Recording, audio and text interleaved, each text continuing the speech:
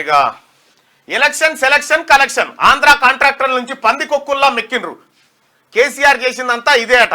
CM Revanth గా ఆంధ్ర కాంట్రాక్టర్ల నుంచి పందికొక్కుల్లా మెక్కిండ్రు. ప్రభుత్వం పడిపోతుందని ఇంకోసారి అంటే ఉరికిస్తాం. సీఎం పదవి అంటే ఫుల్ బాటిల్ అనుకున్నావా కూలదోయడానికి? తెలంగాణ ఏర్పాటును తప్పుబట్టిన మోడీకి ఓట్లు అడిగే హక్కు లేదు. నాతో పాటు సీఎం పదవికి కోమటిరెడ్డి వెంకటరెడ్డి అర్హుడు. యాదాద్రిని మళ్లీ యాదగిరి గుట్టగా మారుస్తామని వెల్లడి. భువనగిరి కార్నర్ మీటింగ్ లో ప్రసంగం. Revanth high tension wire. మేము ట్రాన్స్ఫార్మర్లం. మంత్రి వెంకటరెడ్డి ముట్టుకుంటే మాడిపోతారని కేటీఆర్ కు హెచ్చరిక జారీ చేశారు. రేవంత్ హైటెన్షన్ వైర్ లాంటి వాడు, మేము ట్రాన్స్ఫార్మర్లం అని చెప్పి కోమటిరెడ్డి వెంకటరెడ్డి ఆ తర్వాత రాజగోపాల్ రెడ్డి చెప్తా ఉన్నారు.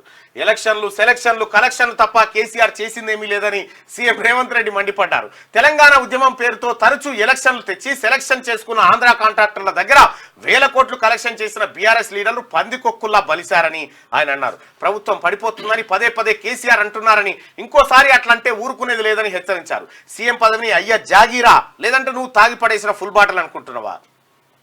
తోస్తే పడిపోవడానికి. ఇంకోసారి నోట్లో నుంచి ప్రభుత్వం పడిపోతుందనే పదం వస్తే మా కార్యకర్తలని లాగులో తొండలు పెట్టి ఉరికిస్తారు అని కేసీఆర్ పై ఫైర్ అయ్యారు.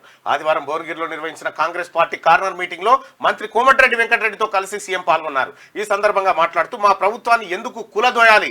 10 ఏళ్లు మీరు అంటే బీఆర్ఎస్ అధికారంలో ఉండి చేయని పనులు మేము 100 రోజుల్లో చేసినందుక, 3 నెలల్లో 30,000 ఉద్యోగాలు ఇచ్చినందుక, ఆరోగ్యశ్రీని 10 లక్షలకు పెంచినందుక, మహిళలు ఆత్మగౌరవంతో బతకాలని ఆర్టీసీ బస్సులో ఉచిత బస్సు ప్రయాణం కల్పించినందుక, మోదీ కేదీ కలిసి సిలిండర్ రేటును 1200 చేస్తే దానిని 500కు తగ్గించినందుక అని చెప్పి నిలదీశారు. నిన్న భువనగిరి కార్నర్ మీటింగ్ లో మాట్లాడారు. కనీసం అభ్యర్థి పేరే రాయలేగా, ఫోటో వేసి రాసినట్టు.